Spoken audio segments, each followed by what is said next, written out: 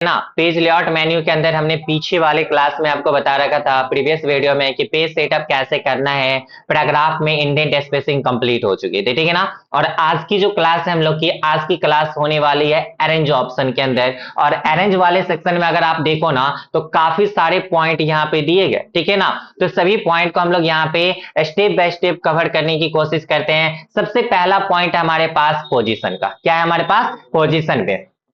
और ध्यान दें, किसी भी डॉक्यूमेंट के ऊपर अगर आप पेज के ऊपर यानी कि आप काम करते हो ना, तो उस पेज में 9 पोजीशन होते हैं। कितने होते हैं? 9 पोजीशन होते हैं। इस पोजीशन ऑप्शन की मदद से हम 9 पोजीशन अपने मतलब किसी भी ऑब्जेक्ट को अरेंज कर सकते हैं। जैसे कि ध्यान से देखो, यहाँ पे मैं क्या करता हूं अपने पेज के ऊपर, ठीक है, सबसे पहले कुछ वर्ड टाइप करता हूं। क्लियर है ना? पूरे पेज पे मैं कुछ वर्ड टाइप करता हूं, फिर ही आप पोजीशन को आप समझ पाओगे, अन्यथा नहीं समझ पाओगे, दिक्कतें हो सकती है, ठीक है ना। तो हमें क्या करना है, सबसे पहली पॉइंट तो यहाँ पे ये देखना है कि भाई ये ऑप्शन ना अभी हाइड है। क्या है हमारा? हाइड है। इसे अनहाइड करना है तो कैसे करना है? तो अच्छे से देखना है कि पोजीशन चेंज करने के लिए हमें ऑब्जेक्ट चाहिए। जब तक ऑब्जेक्ट नहीं लेंगे तब तक ये पोजीशन जो होता है आपका हाइड ही रहेगा।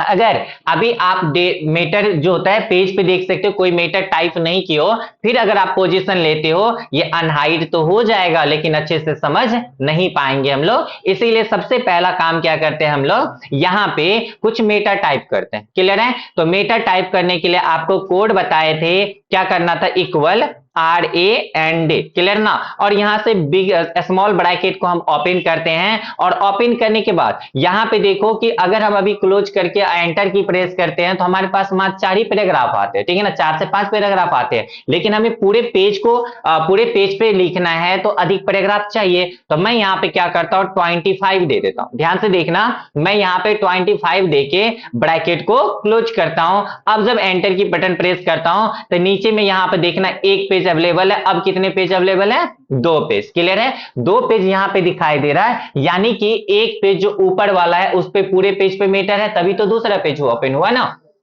तो यहां पे हमें क्या करना है, पहले वाले पेज पे आना है। देखो ध्यान से, जब मैं ये फर्स्ट पेज के ऊपर आ जाता हूं, यहाँ पे पहले वाले पेज पे आता हूं, तो यहाँ पे पूरे पेज में ध्यान से देखो तो पूरे पेज में मेटर लिखा हुआ है ना, पूरे पेज में मेटर लिखा है। अगर आप इस पेज को अरेंज करना चाहते हो कि भाई अच्छे से अरेंज हो, तो इसके लिए आपको पहले से बता रखा हूं कि पेज सेटअप का प्रयोग करना है। किसका प्रयोग करना? पेज सेटअप का। पेज सेटअप में आप जाओ, नायरो ले लो, यहाँ पे साइज देख लो तो बाय डिफॉल्ट A4 ये सही है। अब यहाँ पे देखो लेफ्ट साइड में मीटर अरेंज है, राइट साइड में मीटर अरेंज नहीं है। अरेंज करना है तो आप लोग को बता रखे हैं कि होम मेन्यू का प्रयोग होगा। यहाँ पे किसमें? होम मेन्यू में जाके यहाँ पे जस्टिफाई ऑप्शन नाम का एक पॉइंट है, इस पे क्लिक करोगे, आपका डेटा जो होता है ना पहले सेलेक्ट कर लेना है। सेलेक्ट करने के बाद जस्टिफाई पे क्लिक करो। यहाँ पे देखो लेफ्ट में भी अरेंज और राइट में भी अरेंज, ठीक है। चलिए अब हम लोग पोजीशन ऑप्शन को समझने की कोशिश करते हैं। तो पोजीशन क्या होता है यहाँ पे, कि हम लोग पहले पेज पे आते हैं, ठीक है। ध्यान देना, यहाँ की लेआउट टैब में हम लोग आते हैं। जब भी कोई दिक्कत हो तो आप लोग क्वेश्चन कर सकते हो। यहाँ पे क्या करना है, हमें क्या करना है, लेआउट टैब में आना है पोजीशन ऑप्शन के लिए, ठीक है। जैसे हम लोग लेआउट टैब में आते हैं तो यहाँ पे देखना है हमारे पास पोजीशन ऑप्शन है ना। तो पोजीशन भाई हमने मीटर तो टाइप किया लेकिन अभी भी ये हाइड है। क्यों हाइड है? क्योंकि हमारे पास कोई ऑब्जेक्ट नहीं है। यहाँ पे ऑब्जेक्ट कहने का मतलब है कि जिसे हम लोग मूव कर सकते हैं, यानी कोई पिक्चर होना चाहिए, कोई सिंबल होना चाहिए, ठीक है ना, या कोई ऑब्जेक्ट में शेप होना चाहिए। तो चलो हम लोग क्या करते हैं, यहाँ पे ऑब्जेक्ट के रूप में यहाँ पे कोई एक फोटो ले लेते हैं या कोई एक शेप ले लेते हैं, ठीक है। तो आप लोग क्या लेना पसंद करोगे, फोटो या शेप? शेप।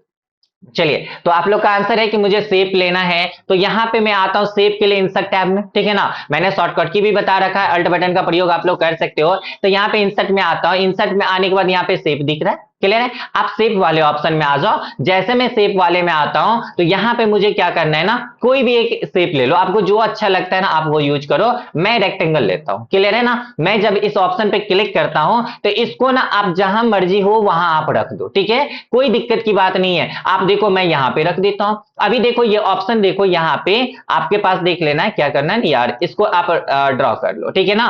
जैसे आपने ड्रॉ किया तो देखो ये क्या है हमारे पास, शेप। तो शेप आपने जैसे ड्रॉप किया तो यहां पे देखना है कि शेप फॉर्मेट आ गया।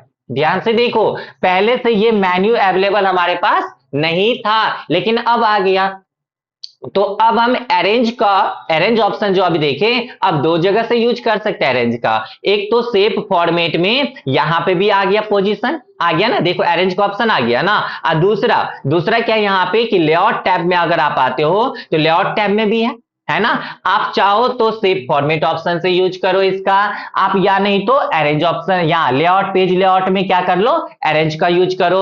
आप दोनों में से जो ठीक लगे आप वहां से यूज करो, कोई दिक्कत की बात नहीं, वर्क एक ही होने वाला था। मैं अभी यूज कर रहा हूं लेआउट, क्योंकि हम लोग लेआउट टैब पढ़ रहे हैं तो लेआउट से ही हम लोग इस्तेमाल करते हैं इसका। तो भाई आपको क्या करना है ना, अब देखो जैसे मैंने ऑब्जेक्ट लिया तो ये ऑप्शन क्या हो गया हमारे पास, हाईलाइट हो चुका है, यहां पे दिखने लगा है। लेकिन जैसे ही आप अभी ऑब्जेक्ट चयन है ना, सेलेक्ट है, अभी देखो ऑब्जेक्ट सेलेक्ट है, इसीलिए ये ऑप्शन दिख भी रहा है। लेकिन भाई जब आप कहीं और क्लिक कर दोगे तो ये क्या हो गया, अनसेलेक्ट। तो क्या हुआ, ये हाइड हुआ कि नहीं हुआ, हो गया ना। तो देखो आपको क्या करना है, इस कमांड के ऊपर क्लिक करना है। फिर से मैंने ऑब्जेक्ट को क्या किया, सेलेक्ट किया। सेलेक्ट करने के बाद अब बोलोगे पोजीशन क्या होता है, जरा इस चीज को समझाइए। तो हम क्या करते हैं, थोड़ा इसके साइज को छोटा कर लेते हैं।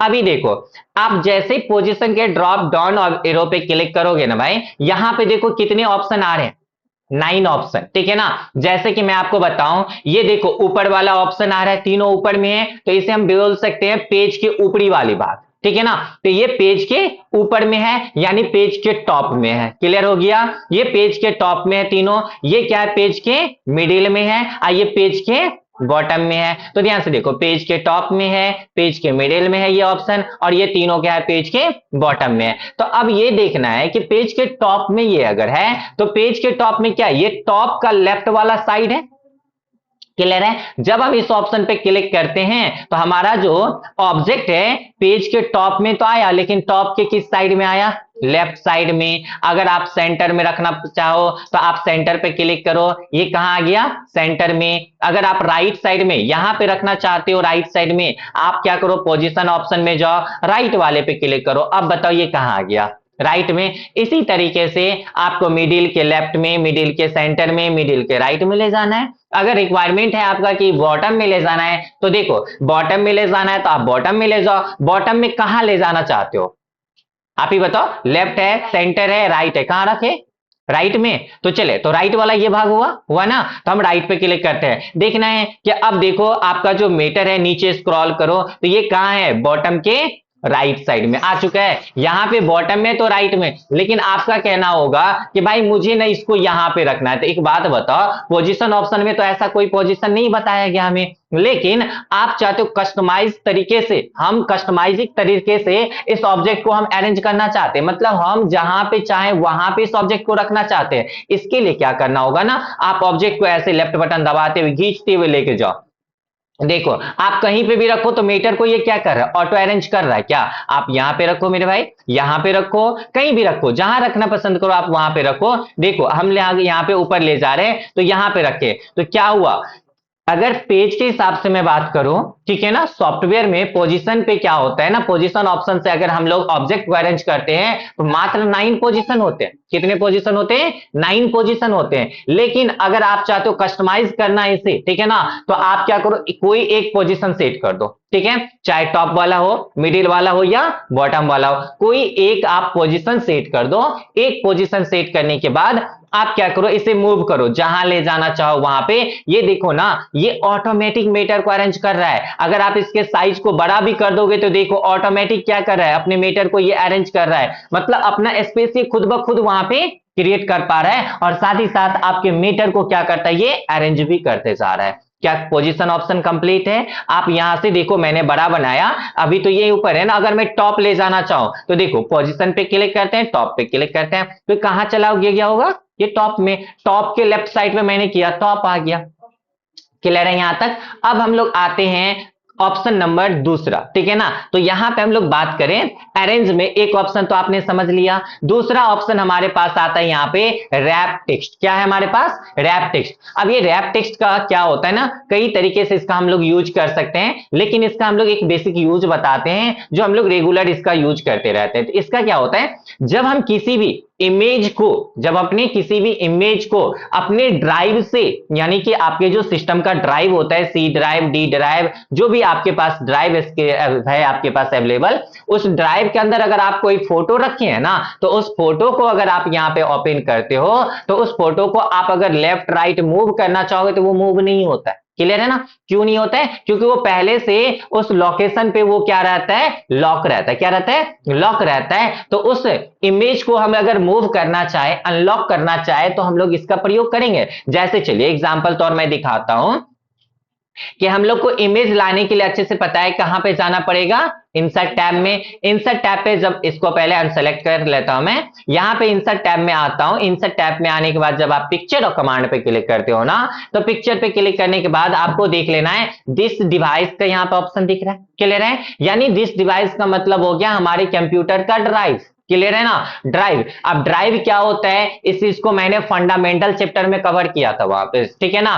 फंडामेंटल सॉरी ऑपरेटिंग में था ना, ऑपरेटिंग सिस्टम में हम लोग ने इसे कवर किया था वहां पे। अब हमें क्या करना है, दिस डिवाइस यानी ऑफलाइन जो आपका है उस पर क्लिक करना है। जैसे आप इस ऑप्शन पे क्लिक करते हो, आपके पास कुछ इस प्रकार का एक विंडो ओपन होता है। अब ये आपसे पूछ रहा है कि आपका इमेज अवेलेबल कहां पे है, ठीक है ना? पिक्चर कहां अवेलेबल है, तो मेरा पिक्चर ना डेस्कटॉप पे है, तो मैं यहां से ले लेता हूं डेस्कटॉप ऑप्शन। अब डेस्कटॉप पे लेता हूं तो कभी क्या होता है ना कि भाई आपका जो ऑल पिक्चर्स यहां आ रहा है ना, हो सकता है हमारा पिक्चर किसी ऑल फाइल में भी हो, तो आपको यहां से क्या करना है, ऑल फाइल लेना है, ताकि सभी फाइल हमारे स्क्रीन पे शो हो जाए। और अब आपको क्या करो, इसे स्क्रॉल करो, देखो कोई इमेज अवेलेबल है क्या।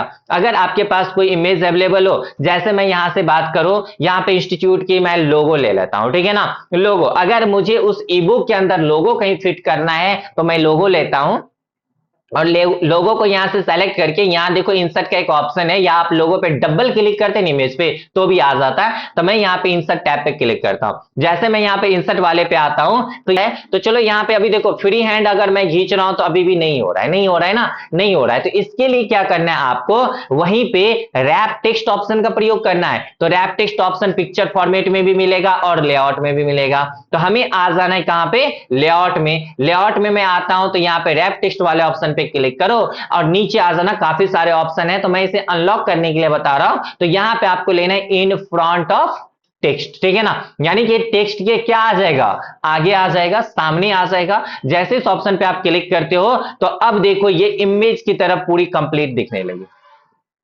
क्लियर है? अब लेफ्ट बटन दबा के देखो, जब भी आप मूव करते हो तो क्या अच्छे से मूव हो रहा है ना, पहले अच्छे से मूव ये नहीं हो रहा था। क्लियर है? अब इसे अगर आप छोटा बड़ा करो तो छोटा बड़ा भी होगा भाई। अब इसे रोटेट भी करो, जहां ले जाना है वहां ले जाओ। अगर आप रोटेट करना चाहते हो तो ऊपर वाला ये पॉइंट है, इससे आप घुमा भी सकते हो इसे, ठीक है ना?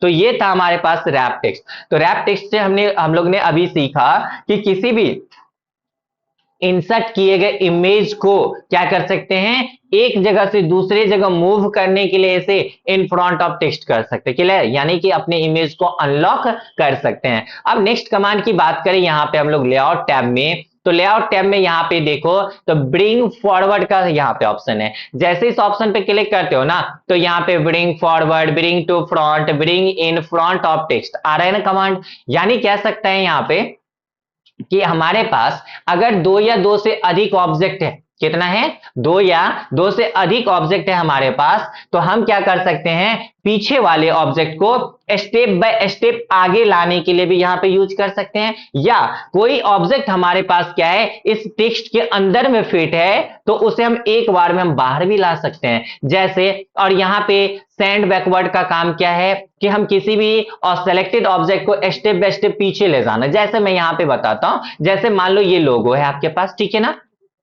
ये लोगो है। अभी आप देखो इस लोगो को, तो ये लोगो कहां अवेलेबल है, टेक्स्ट के अंदर या बाहर, बाहर है, ऊपर है, ठीक है ना, टेक्स्ट के ऊपर में ये। आप बोलोगे नहीं, वाटर मार्क के तरह मुझे इसका यूज करना है, ठीक है, यानी कि टेक्स्ट के अंदर इसे डालना है, तो क्या करना होगा, तो भाई यहां पे देखो टेक्स्ट के अंदर डालना है, तो आप देखो सेंड बैकवर्ड का एक ऑप्शन है ना, आप इस पे क्लिक करो। सबसे नीचे में देखो क्या लिखा है, सेंड बिहाइंड टेक्स्ट, यानी टेक्स्ट के पीछे भेजना। सेंड का मतलब भेजना, बिहाइंड यानी टेक्स्ट, यानी टेक्स्ट के पीछे भेजना। आप इस कमांड पे क्लिक कर दो, देखो ये हमारे पास जो ऑब्जेक्ट था, इमेज था, वो कहां जा चुका है, ऑब्जेक्ट के पीछे अगर आप ऑब्जेक्ट के यानी टेक्स्ट के आगे लाना चाहते हो ना, जो आपने मेटा टाइप किया है, अभी इसके पीछे भी ये मूव होगा। अगर आप टेक्स्ट के आगे लाना चाहते हो, टेक्स्ट से बाहर लाना चाहते हो, आप सेलेक्ट करो, यहां पे ब्रिंग फॉरवर्ड पे जाओ, नीचे देखो bring in front of text, यानी टेक्स्ट के ऊपर लाना, सामने लाना, आप क्लिक करो। क्या आ चुका है इस तरह? सेम इसी प्रकार से अगर आप कोई ऑब्जेक्ट ले लेते हो यहां से, जैसे कि मैं कोई शेप ड्रॉ कर लेता हूं यहां पे, चलो यहां पे मैंने शेप ड्रॉ किया, और यहां से शेप का कलर चाहो तो भाई आप चेंज कर लो, ठीक है ना, यहां से जो कलर आपको पसंद हो आप यूज कर लेना। तो मैं यहां पे आता हूं, तो अब बताना, हमारे पास दो ऑब्जेक्ट है ना, दो ऑब्जेक्ट है। अगर मैं चाहता हूं इस टेक्स्ट को एक बार में, ठीक है ना, हम मेट एक बार में इस ऑब्जेक्ट को टेक्स्ट के अंदर भेज दे, तो क्या करना पड़ेगा? इसके लिए आपको अच्छे से पता है, हमें लेआउट टैब में आना है, सेंड बैकवर्ड पे, सेंड यहां पे बिहाइंड टेक्स्ट करना है। कहां चला गया भाई? यहां पे ध्यान से देखो, ये जो ऑब्जेक्ट है हमारे पास, ये कहां चला गया? पीछे चला गया, ठीक है। अगर मैं उस ऑप्शन को, अगर मैं उस इसी कमांड को अगर मैंने पीछे भेजा ना, यहां पे देखो सेंड बैकवर्ड से मैं यहां पे बैक कर देता हूं। अगर उसे मुझे आगे लाना हो, क्लियर ना, आगे लाना है तो मुझे क्या करना है? यहां पे ब्रिंग फॉरवर्ड पे ब्रिंग टू फ्रंट करना है, क्लियर। लेकिन स्टेप बाय स्टेप अगर पीछे ले जाना है तो आप यहां से क्या करो, सेंड बैकवर्ड पे सेंड टू बैकवर्ड करो या सेंड टू बैक करो। जैसे सेंड टू बैक करते हो तो क्या हो गया? देखो मेटर के पीछे नहीं गया, कहां पे गया? इस लोगो के पीछे गया ना। तो यानी आप यहां से क्या कर सकते हो, स्टेप बाय स्टेप किसी भी ऑब्जेक्ट के पीछे भी आप किसी ऑब्जेक्ट को डाल सकते हो, या बिहाइंड टेक्स्ट यानी टेक्स्ट के पीछे भी भेज सकते हो, या आप चाहो तो टेक्स्ट के आगे भी ला सकते हो, या स्टेप बाय स्टेप ऑब्जेक्ट के आगे भी ला सकते हो, ठीक है ना। तो ये प्रैक्टिस का चीज है, आप इससे जो होता है आप करके खुद से देखोगे तो समझ में आएगा, क्लियर ना। तो आप इस दो ऑप्शन का प्रैक्टिस खुद से कीजिएगा। अगर कोई भी दिक्कतें होती है तो आप क्वेश्चन दोबारा पूछ सकते हो। नेक्स्ट हमारे पास यहां पे आ रहा है सिलेक्शन पैन। सिलेक्शन पैन का मतलब क्या होता है? ध्यान देना कि अगर मान लो, ठीक है, हम लोग क्या करते हैं, कोई कंपटीशन ही होता है हम लोग में, ठीक है। अब मान लो 10 बच्चे को यहाँ पे रनिंग में दौड़ा दिया जाता है, तो क्या होता है ना, कुछ बच्चे वहां पे पास करते, कुछ नहीं कर पाते, तो होता है ना कि भाई देखो उस लड़का का सिलेक्शन हो गया। मतलब सिलेक्शन का मतलब होता है चयन होना। क्या होना? चयन होना। तो यहां पे हमारे पास क्या है ना, टोटल ऑब्जेक्ट जो है, कितने ऑब्जेक्ट हैं? दो ऑब्जेक्ट है। आप ध्यान से देखो, हमारे पास टोटल ऑब्जेक्टों की संख्या कितनी है? दो है। तो आप कहीं पे भी रखो ऑब्जेक्ट, कोई बात नहीं है। तो यहां पे देखना, जब आप सिलेक्शन पैन वाले कमांड पे क्लिक करोगे ना, तो राइट साइड में यहां पे एक बॉक्स ओपन होगा। तो देखिए कैसे, सिलेक्शन पैन पे मैं क्लिक करता हूं तो देखिए राइट साइड में ऑप्शन आया ना। अब ये बता रहा है कि सिलेक्शन पैन के अंदर हमारे स्क्रीन पे कितने ऑब्जेक्ट अवेलेबल है, सबों का नाम दिखेगा वहां पे, क्लियर है। तो देखो अभी मैंने चयन किया है किस चीज को? लोगों को। मैं यहां से दोनों को हटा देता हूं, अनसेलेक्ट हो गया। अब दोनों को साइड में रख लेता हूं ताकि स्क्रीन पे सही से ये दिखे हमारे पास। तो यहां पे करता हूं, अब देखो राइट साइड में मैं यहां पे थोड़ा जूम करता हूं, तो अभी देखो हम सेलेक्ट कर सके किस चीज को? रेक्टेंगल को, ठीक है। अब यहां से हटाओ, अब देखो कोई ऑप्शन चयन है क्या? नो। तो क्या यहां पे कोई सेलेक्ट है क्या? नहीं है। तो आप जिस ऑब्जेक्ट को चयन करना चाहते हो उस ऑब्जेक्ट को, या उस ऑब्जेक्ट के नाम पे यहां पे क्या करना है? क्लिक करना है। जैसे मुझे पिक्चर 3 लेना है तो यहां पे क्लिक करेंगे, तो देखो कौन सेलेक्ट हो गया यहां पे? पिक्चर। अगर रेक्टेंगल चाहे तो रेक्टेंगल पे क्लिक करो, कौन सेलेक्ट हो गया यहां पे? रेक्टेंगल। फाइनल है यहां पे। लेकिन भाई अगर किसी भी ऑब्जेक्ट को, अगर आपके पास बहुत सारे ऑब्जेक्ट है, आप सिलेक्शन पैन पे क्लिक करते हो तो सभी ऑब्जेक्ट का लिस्ट दिखता है। अगर किसी एक ऑब्जेक्ट को वहां से हाइड करना हो मुझे, तो क्या करना पड़ेगा? यहाँ पे देखो ये आंख वाला साइन दिख रहा है, यहाँ पे आप क्या करो, इस पे क्लिक कर दो। मैं जैसे इस पे क्लिक करता हूं तो क्या हो गया? रेक्टेंगल गायब हो गया यहां से, क्लियर है। पुनः लाना है तो आप इस पे क्लिक करो, यहां आ जाएगा। तो अगर आपसे कोई पूछता है भाई सिलेक्शन पैन का यूज क्या है, तो हम उसे बता सकते हैं। देखिए सिलेक्शन पैन का काम है कि जब हमारे स्क्रीन के ऊपर एक हो या दो से अधिक हमारे पास ऑब्जेक्ट हो, ठीक है ना, उन सभी ऑब्जेक्ट की यहाँ पे सूची तैयार करके दिखाई जाती है, यानी सभी का नाम दिखा जाता है। साथ ही साथ हम यहां से ऑब्जेक्ट को सेलेक्ट भी कर सकते हैं और ऑब्जेक्ट को हाइड अनहाइड भी कर सकते हैं। क्लियर हो गया? यहां तक कर सकते हो आप लोग। तो यहां तक हमने कंप्लीट किया अब हमारे पास आ रहा है एलिसन यानी डेटा को अरेंज करना, ठीक है। तो आप क्या कर लो, अगर आप दो या आपके पास जैसे दो ऑब्जेक्ट है हमारे पास, हम दोनों को अरेंज करना चाहते हैं लेफ्ट में, सेंटर में, राइट में, टॉप में, बॉटम में, कहीं पे भी, तो सबसे पहले हमें दोनों ऑब्जेक्ट को सेलेक्ट करना होगा। जैसे मैं क्या करता हूं, इसको सेलेक्ट कर लेता हूं, क्लियर है, ये सेलेक्ट होता है। तो सेलेक्ट होने के बाद आपको क्या करना है, अभी एक चीज देखना, अरेंज करने के लिए हमारे पास दो से अधिक ऑब्जेक्ट चाहिए, ठीक है। अब दोनों सेलेक्ट होगा तभी तो हो पाएगा ना, तो हमें क्या करना है, दोनों को सेलेक्ट करना है। अभी देखो सेलेक्ट क्या है, एगो। अब इस पे क्लिक करते हैं तो ये वाला हट जाता है, मतलब भाई इस पे क्लिक करते हो तो ये अनसेलेक्ट हो जाता है, इस पे करते तो ये अनसेलेक्ट होता है। तो यहां पे दोनों ऑब्जेक्ट को सेलेक्ट करने के लिए हमें क्या करना होगा, शिफ्ट की यानी कॉम्बिनेशन की का यूज करना होगा। शिफ्ट की को कॉम्बिनेशन की के नाम से भी जानते हैं, ये चीज हम लोग कहां पढ़े थे, फंडामेंटल के अंतर्गत, ठीक है। तो यहां पे क्या करना है, हमें इस कमांड को, इस ऑब्जेक्ट को भी सेलेक्ट करना है। तो यहां पे शिफ्ट बटन दबा के इस पे क्लिक करते हैं, तो अब क्या दोनों ऑब्जेक्ट सेलेक्ट हो गया, सेलेक्ट हो चुका है। अब एलिजन ऑप्शन पे जाते हैं, तो हमें जैसे कि मान लो सेंटर करना है, मैंने सेंटर किया तो क्या हुआ, एक दूसरे के आगे पीछे आ गया, ये सेंटर हो चुका है। इस हिसाब से अगर आप अपने ऑब्जेक्ट को यहाँ पे अरेंज करना चाहो तो आप अरेंज कर सकते हो, छोटा बड़ा कर सकते हो। भाई यहाँ पे आप क्लिक करते हैं, इस ऑब्जेक्ट को अगर मुझे छोटा करना है तो देखो ये ऑब्जेक्ट के पीछे में वो ऑब्जेक्ट है ना, अरेंज कर पाए हम लोग यहां से। अब दूसरा बात है यहाँ पे ग्रुप, ग्रुप क्या होता है, तो ग्रुप जैसे कि हम लोग मान लो कि दो स्टूडेंट है, दो स्टूडेंट अगर एक साथ चल रहे हैं तो एक ग्रुप बना हुआ है हमारा, है ना, उसमें चाहे 3 स्टूडेंट हो सकते हैं, 4 हो सकते हैं, 5 हो सकते हैं। अगर पांच स्टूडेंट मिलके हम कोई काम कर रहे हैं, वो साथ में कर रहे हैं, तो ग्रुपिंग हो रहा है हमारा। अगर कोई एक बच्चा करेगा तो वो तो ग्रुप नहीं होगा, सिंगल तो ग्रुप बनता नहीं यहाँ पे। तो कहने का मतलब है कि आप देखो यहाँ पे ग्रुप ऑप्शन अभी हाइड है, क्यों हाइड है, क्योंकि हमारे पास ऑब्जेक्ट कितने हैं, एक, ऑब्जेक्ट तो दो है लेकिन चयन कितना है, एक, तो दोनों रेडी होगा तभी तो ग्रुप बनेगा। तो यहां पे मुझे ये भी सेलेक्ट करना है, जैसे मैं इसको सेलेक्ट करूंगा भाई यहां देखना ग्रुप ऑप्शन हमें दिख जाएगा, ठीक है ना, ये अनहाइड हो जाएगा, शो कर जाएगा। तो इसे सेलेक्ट करने के लिए आपको अभी जस्ट मैंने बताया शिफ्ट के साथ इस पर क्लिक करना है, जैसे शिफ्ट के साथ मैं इस पर क्लिक करता तो ग्रुप आ गया। अब यहां पे क्लिक करो तो देखो दोनों अभी अलग अलग सेलेक्ट है ना, अलग अलग सेलेक्ट है। जैसे ग्रुप ऑप्शन पे क्लिक करोगे तो री ग्रुप हमारा हाईलाइट हो जाएगा और ग्रुप हाइड हो जाएगा। ग्रुप पे क्लिक करो तो दोनों क्या हुआ, सेलेक्ट हो गया। अब जहां जाएगा दोनों मिलके साथ में जाएगा। अब अगर इसे अलग करना है तो अनग्रुप कर सकते हैं यहां से, ठीक है, आप करके चेक कर लेना। अब हमारे पास रोटेट आता है, तो रोटेट का मतलब ही क्या होता है, घुमाना, ठीक है ना। तो आप भाई अपने जितने एंगल पे इसे रोटेट करना हो आप कर लेना। तो जैसे मुझे यहाँ पे देखो कि मैं सभी ऑप्शन पे एक एक करके ऑप्शन पे ले जा रहा हूं, तो क्या हो रहा है, रोटेट हो रहा है ना। इसी हिसाब से आपको क्या करना, अपने आवश्यकता अकॉर्डिंग आप अपने सभी ऑप्शन को देख लेना